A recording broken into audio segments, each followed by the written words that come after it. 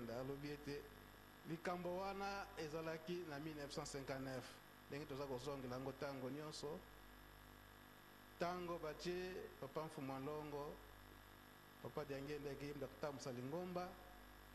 oyo baboyaki ke bakotambusa ngo na mwana moke te bakendaki na bango basalaki mangomba oyo ya bango ndenge toyoki na nzembo oyo bazalaki lokolo na kati lokolo libanda bandimaki tina 1960 mais na 1960 tango baye bafandi na papa awa mwa mikolo bafandaki awale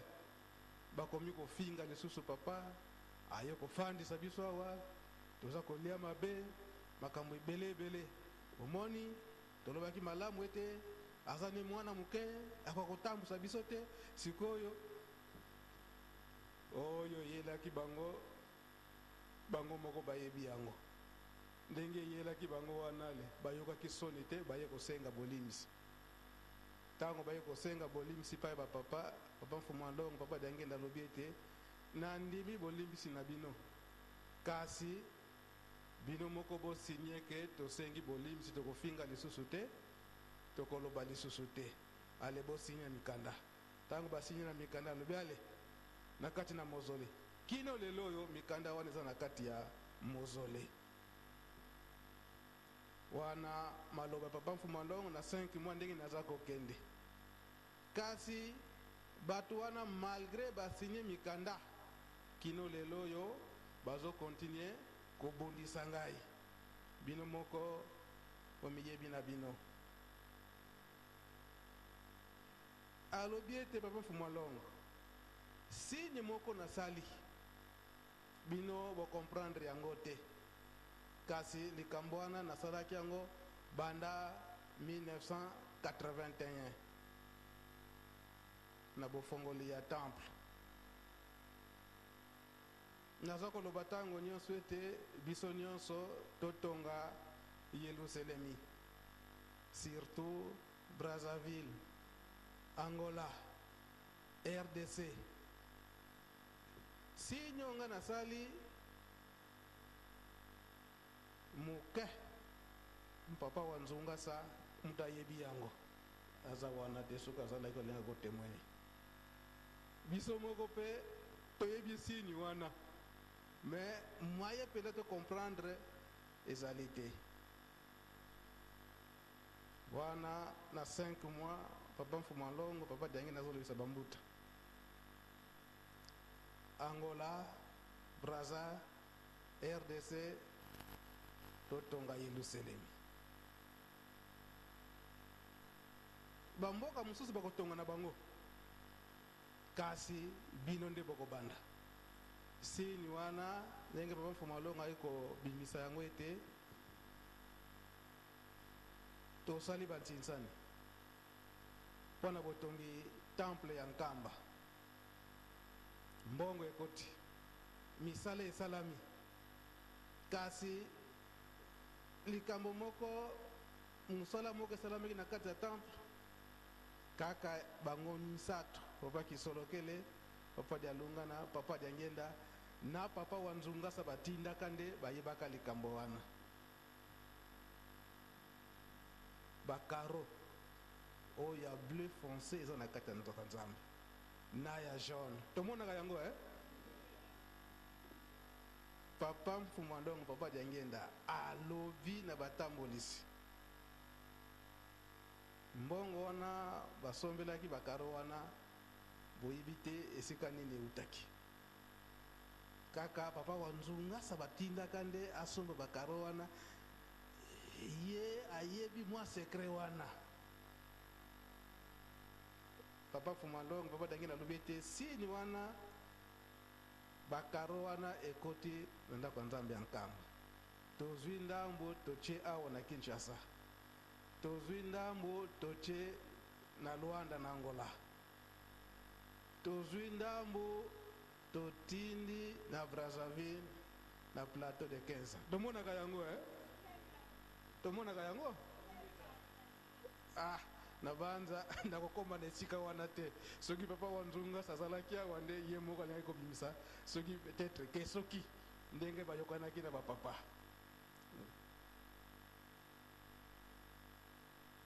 kino lelo oyo bakaro wana eza na kati ya shinduda mingi tokanisaka peut-être tolongola yango to remplacer mosusu me papa soki bakangami kaka ki ezala kaka eza na ntina ezala na braza eza kaka ezali omonaki kulwanda kizami koko na lwanda mpe eza kaka to balongolaki yango angola vi mama nani ayet aza te mama dacoste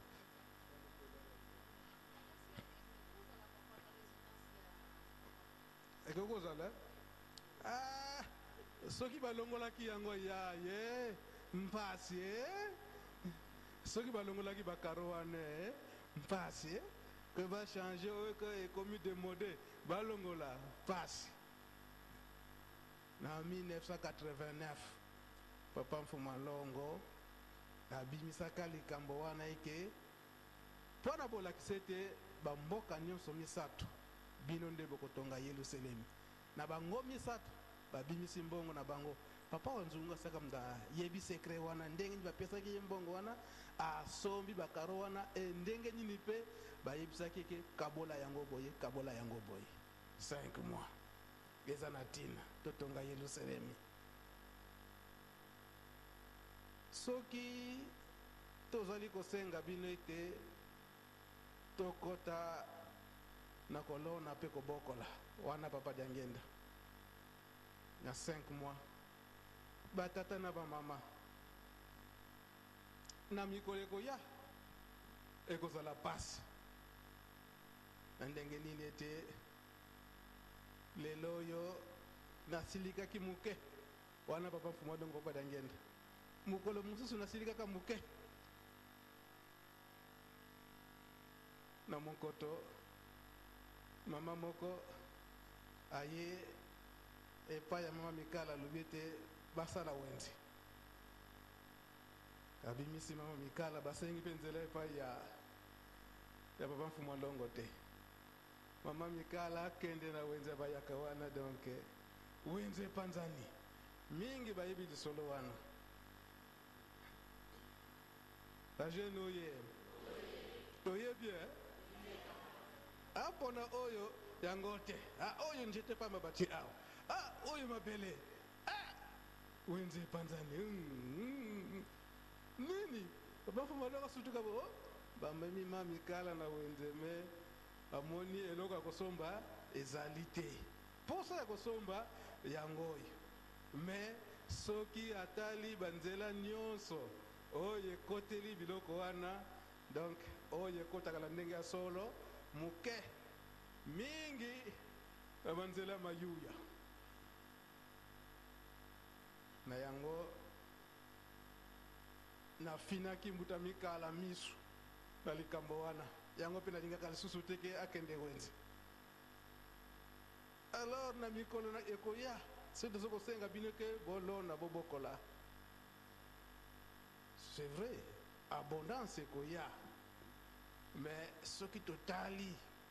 ndenge biloko wana ekokotela mingi ekokota na nzela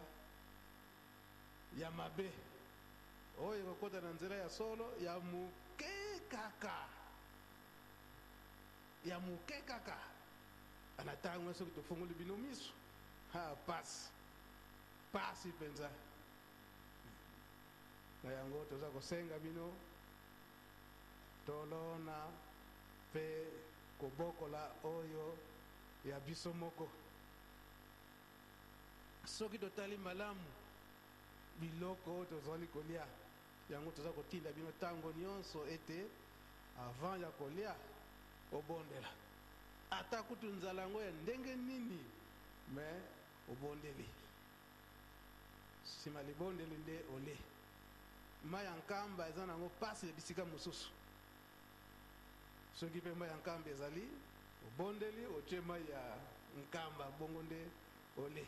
me soki totali bisika mosusu mai ya nkamba pasi yango toza kotinda bino kaka ete avant ya kolia obondeli bongo nde okolia pamba te biloko wana ezala na bamindele ezala biso awa bitu mwindu donc biloko oyo ekotaka na nzela ya malamu eleki moke oyo ya nzela mabe eleki mingi. Donc na 5 mois papa Fumalongo insistaki makasi avant ya kolia libondeli ata kutu nzala yango ndenge nini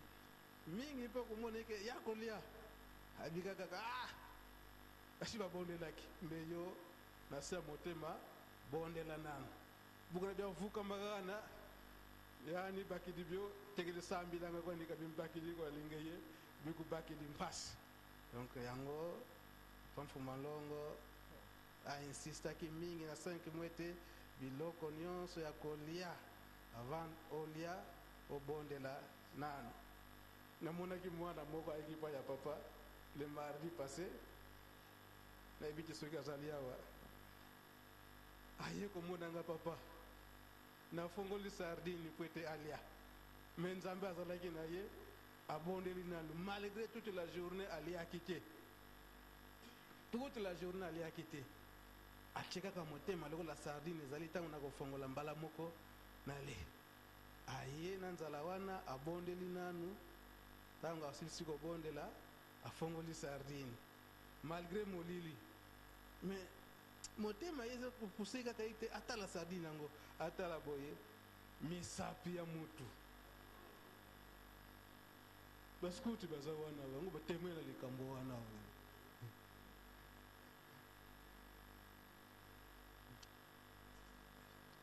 makanisi eye siko na esika oyo papa Fumalongo ndenge alobelaki yango lelo oyo soki papa aza kotinda biso eke tolona mpe tobokola ezali na ntina makasi po oyo ya biso moko ntango oza kolona oza kobokola ozali sire bajene oye lelo oyo tozozala mingi visite na bandimi mpe bano bandimi baza ya kotala biso awa na nkamba ngai naza kozonga esika wana papa Fumalongo bande koyebisanga papa Diangenda alobi mbenza ntango oza kolona biloko na bino moi je préfère que bobanda koutiliser bafumier oyo ezali naturel baengrais eza na conséquence mingi soki epesi yo mwa maladi te ekoki kosala ete mabele ekomi pauvre mpo na nini emesani na engrais osiko soki baengrais eza te moye production ezala malamu ezali te lelo oyo mingi bazoyela biso awa na nkamba bazowuta na mikili ya poto bamindele mpe baza kokonseye biso toujours eke bokeba mingi na baengrais bokoutilize na bino me botala baconséquence oyo ekoki koyela bino na yango batata na bamama papa Fumalongo ayebisaki biso makambo yango na 5 mois mingi na ntango wana nabandaki kotravaye na bamusicien na Ajax noko mokolo nde ye moto abandaki kolandela mingi makambo wana ndenge papa Fumalongo abandaki kotinda biso lelo oyo ndenge papa aza kotinda biso oyo to réaliser déjà oyo to préparer ndenge papa aza kotinda biso ezali à peu près 50 hectares oyo faut elonama na sanza oyo ya septembre faut tolona loso donc to préparer ba terrain eza à peu près 50 hectares oyo faut tolona loso ndenge papa Mfumbanza ayebisaki biso ete mingi oyo loso ezali riz de montagne oyo tokolonaka na bavallée to na bamare elonamaka mingi à partir ya le 10 jusqu'au 15 septembre au plus tard le 20 septembre ndenge bana dirigeant ya Brazzaville ndenge babanda musala na depuis babanda musala na bango na ntango wana papa Mfuma Mbanza azalaki nanu vivant babengaki biso baza na nzela po ete baya kolona loso wana ndenge papa alobeli yango. Donc dans 3 mois soki tata nzambe asungi soki toloni 50 hectares nyonso wana bon na ndenge bagronome bazosala betude ete na hectare moko il faut produire biso du moins 3 tonnes na 3 tonnes na 50 hectares wana ben tosalanga calcul combien de tonnes tu la récolte hein 150 tonnes hein? 150 tonnes c'est combien de sacs wana hein 3000 sacs hein? Donc soki toloni yango na mois de septembre oyo du moins na décembre tokoki kozwa 3000 sacs ya loso wana ndambu tokoteka ndambu tole c'est 3000 sacs po tole yango. Donc wana bonne année tokosepela makasi hein? Le 1er janvier wana makasi na biso kaka ba terrain ezali déjà préparé bandeko na biso bautaki mayombe na Kakongo basali 2 mois awa donc basali makambo to préparer déjà les 50 hectares wana po ete elonama d'ici le 20 sanza oyo po ete récolte esalama na mois de décembre. Souci na biso ezali ke na le 1er janvier oyo ya mobu ya jubile po loso wana ekoka koliama so 3000 sacs so to réservé 1000 awa na Nkamba 2000 wana muke na Kinshasa muke ata na Brazzaville muke na Matadi ekokende musika fo ba demande pe ezali mingi. Souci ezali ke ntango tokosala récolte na mois de décembre na janvier tobandi lisusu ko repiquer po ete eliama na avril. Donc calendrier ndenge papa za kosengela biso donc biso ba agriculteur nde souci na biso eza ndenge wana tozali mpe kobosana te ntango toza kolona mpe loso tozali mpe kosangisa na masango ndenge papa Mfuma Mbanza aza koyekusa biso. Papa Mfuma Mbanza soki amoni ete bilanga ya loso ezangi masango bokoyokana te. Masango oyo bato ya Kasai baliaka so masango wana ekozanga te bandundu lisusu. Donc Nkamba oye mikolo ekoya na kotungisa bino mwa mingi pamba te soki boyoki pa ya papa asengi biso tokende kolona surtout awa na lumweno oyo change tofongoli sika yango moko bilanga wana eza na 20 hectares mama yame masalide ndonga papa sofoketi bakisongele mpondi tolona tobokola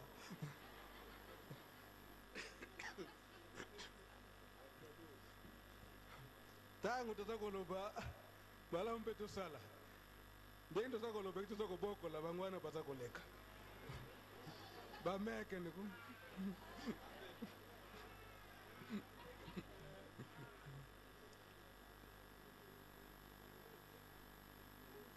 yango batata bamama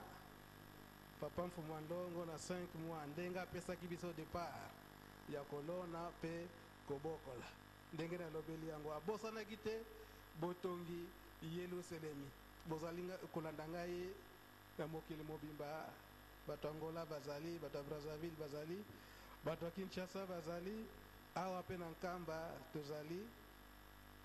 basine oyo bapapa bachaki na bisika nyonso mine wana awa na Nkamba bakaro na Kinshasa na Shenuda bache bakaro wana na Brazzaville na plateau de 15 ans pe na Brazzaville na Angola na golf ketibana ni bakatulizo karozina mabatali de mana donc ezali bilembo ndenge papa Mfumalonga chela kyango na 1981 bofongoli ya ndako ya Nzambe ndenge achaki bakaro wana ndenge na lobeli yango ete papa wa Nzungasa soki akozala na esengo ya koyebisa biso sekre wana endenge nini bafongolelaki esika wana po ete bazwa mbongo basomba bakaro wana eyaki mingi ya bonzoto lingomba ebangaki ndenge nini bakaro ebele boye po eutaka Italie mdatekaka bakaro wana ndenge nini tokofuta mbongo oyo me ye moko bango nyonso misato bayebi na papa wa Nzungasa mtaibaki sekre wana pona lelo papa totelemi nano wana pona botongi Yerusalemi ndenge nini bakaro ekotelaki na bisika nyonso wana ndenge nini papa Mfumalongo papa Jangenda ayeko insiste mingi biso moko tolona pe tobokola pamba te soki toyebi ndenge nini biloko yango eza kokotela po etotolia ezali pasi mingi mpe nani toloni te nani tobokoli te ifo oyo tata asali yo mwana mpe kamata obakisa bongo bie bongo te eleka kutu ya mingi bango nde bafongoli nzela biso nde tokosala tu tobakisa ezala ya mingi pamba te Yerusalemi bato bazali kokota bato bazali kobima Yerusalemi ezali kotongama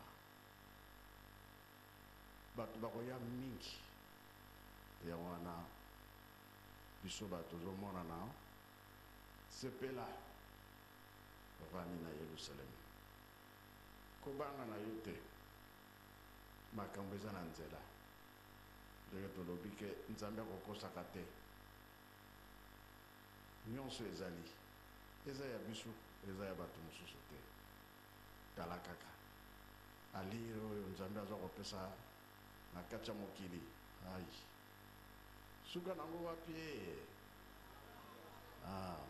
biso sika wa tobongisa soki tobongisi te babimisi biso bamosusu bayeko remplace tobima obima te tokobongisa d'accord nga mpe nasepeli na yango tolingi tokota na ntsintsani mpona ntongo nga nalobaki boye na bakan babrike kobetama me bazangi eloko ya kolia kafe mpe ezali te tokokabola oyo tokosala lelo mosusu ekokende na bato bakobeta babrike mosusu ya programme ya nzolo toyokani bongo ekelebi ewapiao lelo bamama nayebi te bamosala mama Nicole aseki alali bamama balali bamama bolali voilà batata bolali tozali tokopesa nzela epai ya bamama makolo ya nyoka wapi na moto tokotala mpona lelo tosilisi akombo ya tata mwana pe tata molimo sana amen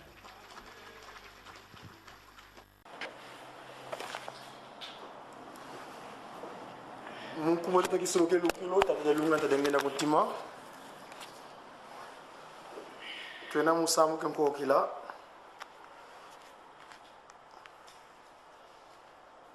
tustabaka nkanda moyo ça vaut la Bible. Dans un premier temps, bon sobona nsiku tata simoni kimangu kyangani tatengenda kuntima di commandement lunsila lemvo kadi kanda moyo mukikongo wina ndinga edeni ndingeti ndinga nkakazetu Adamu na mama Eva kapukya makumole tukanzila ya ntete te nzila ya kumi nsambodia totanga muna nkumo tata kisoloke tata lungana tata dengenda kuntima tata malongo tata simogi mangu kyangani Nzambi wa vova mambu mama mamu wata mono iyave Nzambi aku ya kuva ikisi munsi ya ngipiti munzo ya kinanga kukalani yenzambi za nkaka ye monoko kukivangilani kitekiko kakifwani kinalekwa kina muzulu volekwa kina vava ntoto volekwa kina mulangu kuntia ntoto ko kufaka manandi byo vosalila byoko kadi muno yave nzambi yaku inzambi yakimpala ivutilanga mambi mamase landu mubana na teye mbandu ze ya ntatu ya mubao kwa kumbelanga sambanu savo 6 kansi ilevu kilanga na teye funda jazimbandu mubao bakunzolanga yekebanga nsiku tusuzami 7 sambodia kusadilani nkumbwa yave nzambi aku munkatuko kadi yave kana nungisa muntu usadilanga nkumbwa ndi munkatuko nana 8 banze lumukelo mingu mpasi wa kebaki kya longo voix 9 una sala lumbu sambanu ye sala salu byaku byabyo 10 kansi lumbu kya nsambodia yilumingu la yave nzambi aku buna kusalani saluko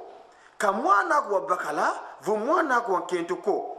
kaselo kyaku kya bakala vo kya kentoko vo bulu byaku ko kanzenza mpe ko wena yaku mungudi amielo myaku kumyemusi 11 kadi mulumbu sambanu yave wavanga zulu yentoto yembu yebyabi bina mubyawu kansi wavunda mulumbu kya nsambodia idiawu yave kasaku muna lumbu kya lumingu iwabyeka kyo longo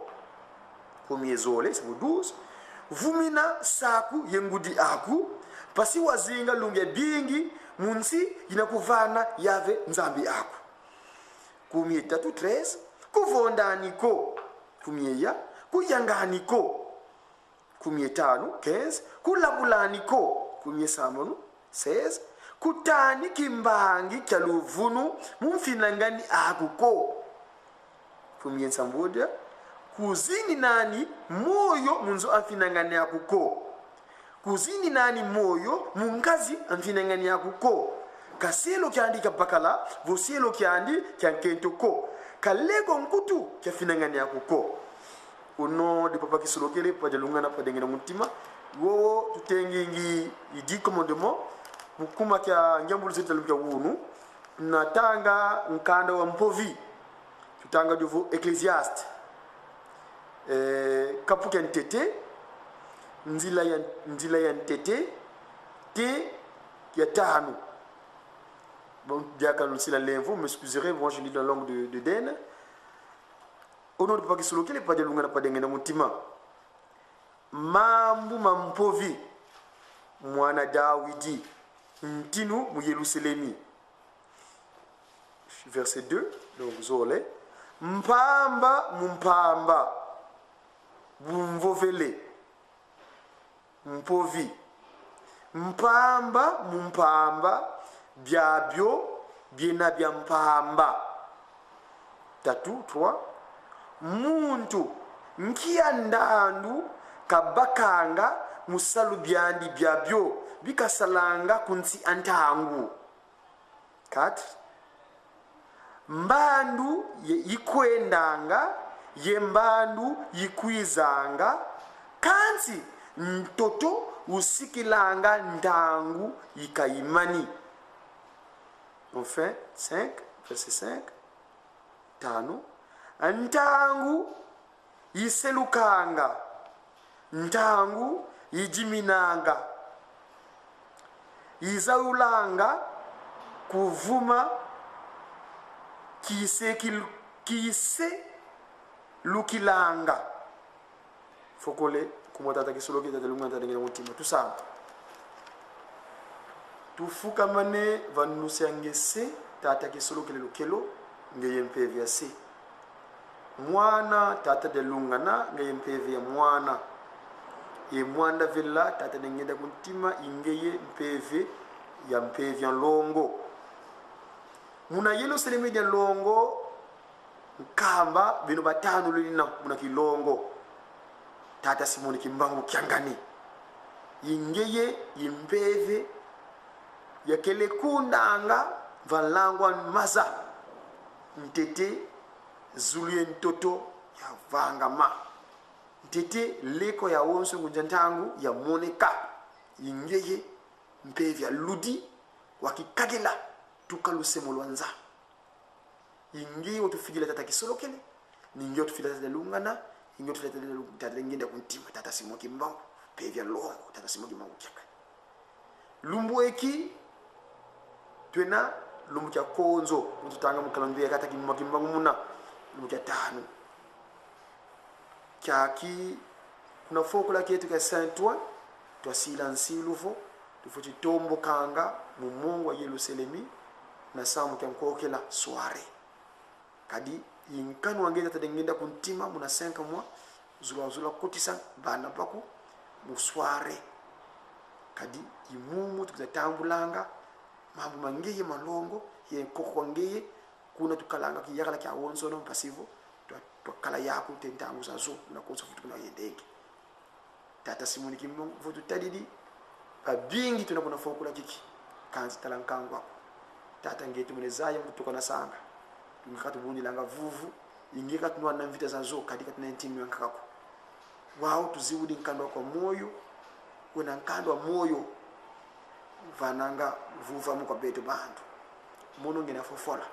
kifoili kwa miko jina identité fo longo nsina levo undolo kama mizami za sonsono vukina yavo ngeki bene so kuma kama mono pasivo to loi watu longa to lunde ta sajina tata Simoni Kimbangu Kyangani tata dengenda kuntima tata Simoni Kimbangu kuvenia kwa makubwa matatu telemesa benende kwa pasivo nza ekalepi munawisa beno tumalongo se tata Kisolokele mwanta tata Lungana ye mwanda villa tata Simoni Kimbangu Kyangani fo malongo tumaonso amen. On est en France, au nom de Papa Kisolokele, le Père, le Fils Papa Dialungana et le Saint-Esprit Papa Dengena Mutima, en la personne de Papa Simoni Kimbangu Kyangani. Il serait recommandable qu'on puisse partager la langue de Molière, car étant donné nous sommes en France et que pour les enfants qui sont nés ici, très mal forts malheureusement, qui ne sont pas capables de pouvoir comprendre la langue édénique et le Congo donc, je vais pouvoir essayer de m'exprimer dans cette langue. Alors, dans ce sujet, donc, au nom de Papa Kisolokele, Papa Dialungana Papa Dengena Mutima, nous avons lu dans le livre des commandements. Très souvent, quand je monte sur cet hôtel, j'ai toujours qualifié les 10 commandements comme étant la constitution humaine. Pourquoi constitution humaine? Parce que toute organisation, toute société qui n'est pas régie par des règles de vie, cette organisation, cette structure, cette société est vouée au désordre. Et nous, humains, notre organe, donc l'organe humain et le corps humain est constitué de différents organes. Donc c'est toute une organisation. Papa Kisolokele, en prenant la terre, Papa Dialungana en mettant son sang et de l'eau dans cette organisation, et Papa Dengenda Kuntima en essoufflant son souffle de vie, il a voulu que ce corps-là ne soit pas source de scandale ou soit source de désordre. C'est dans ce cadre qu'il a voulu, dans un premier temps, nous a donné un interdit au Jardin d'Éden, en Kamba. Vous avez dit, mes chers enfants, je vous ai donné tout ce qu'il y a ici, faites ce que vous voulez avec, sauf que ne touchez pas à ceci. C'est interdit qui consistait à ne pas toucher le reste de notre corps, parce que quand nous façonnons de la terre qui prenait Papa Kisolokele, il s'amassait une forme de boue. Cette boue-là, c'est l'interdit que nous avait dit de ne pas toucher. Mais malheureusement, le serpent, cet animal que le commandant en chef, donc Lucifer, qui est devenu Satan bien après, a utilisé pour qu'il s'approprie notre corps. Et ce corps-là, finalement, Dieu le laisse poreuse, le laisse des ouvertures pour que lui fasse ce qu'il veut. Mais Papa Dengenda, en venant sur terre, dans un premier temps, au mont Horeb, la personne Papa Kisolokele, donc le Melchizedek, il avait dit à Moïse, en allant prendre ses commandements, il dit ça, c'est votre constitution. C'est avec ça que vous allez pouvoir vous comporter sur terre. Et en 78, dans une Papa Diangenda Kuntima, quand il a institué cette recommandation, que là où tous les enfants vous êtes rassemblés en mon nom, en parlant de ma parole, vous devez commencer par cette constitution. Et donc, voilà pourquoi j'ai également, pour faire